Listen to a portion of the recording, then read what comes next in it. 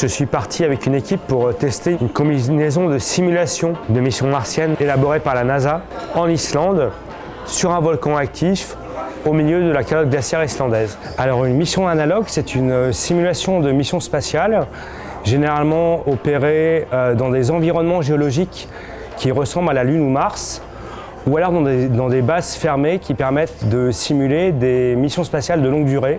Certaines missions sont plus axées sur une simulation de l'environnement et d'autres missions sont plus spécialisées dans des études psychologiques, du stress, du confinement, où là c'est des missions en milieu fermé en fait. Actuellement la NASA organise plusieurs missions de ce type, notamment pour se préparer à retourner sur la Lune puis aller un jour sur Mars. Et donc ces missions analogues permettent à la NASA de tester ce qu'on appelle des concepts d'opération, également des contre-mesures pour le stress, de développer des stratégies de nutrition ou de tester par exemple une interaction entre des robots et des astronautes. Alors en fait, les missions analogues ont plus ou moins débuté avec le programme Apollo. Les astronautes du programme Apollo se sont entraînés dans des environnements géologiquement similaires à la Lune, notamment en Islande, qui est un territoire volcanique, mais également dans le désert d'Arizona, où en fait la NASA a fait des cratères artificiels à coups de TNT pour simuler le terrain d'alunissage de certaines missions Apollo.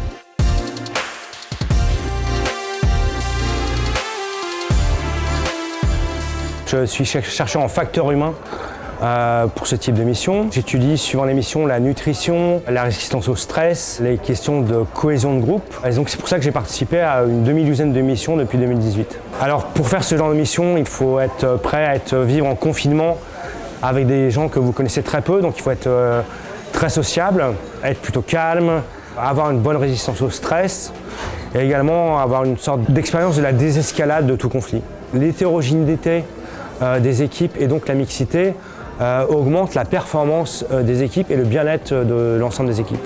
Puisqu'en fait cette diversité va attiser votre curiosité au jour le jour, ce qui a tendance en fait à améliorer les circonstances de ces missions. L'humour également est une manière très importante de désamorcer les conflits. Alors ces missions analogues en fait sont importantes puisqu'elles vont permettre dans le futur sans doute d'installer des bases permanentes sur la Lune et Mars. Et il y a encore de nombreux challenges à surmonter, notamment comprendre les rayonnements cosmiques qui sont un gros danger. Mais également dans les missions analogues, on teste par exemple des habitats et des concepts d'habitats dans des tunnels de lave, donc des grottes souterraines comme on en trouve sur la Lune et Mars. Et ces types de grottes seront sans doute en fait les premiers lieux d'implantation de bases spatiales. Alors je ne pense pas qu'il y ait vraiment d'âge limite pour participer à une mission analogue, d'autant plus que si on part sur l'idée de futures bases permanentes sur la Lune et Mars, on peut imaginer un jour ou l'autre qu'on aura des gens très âgés sur la Lune par exemple.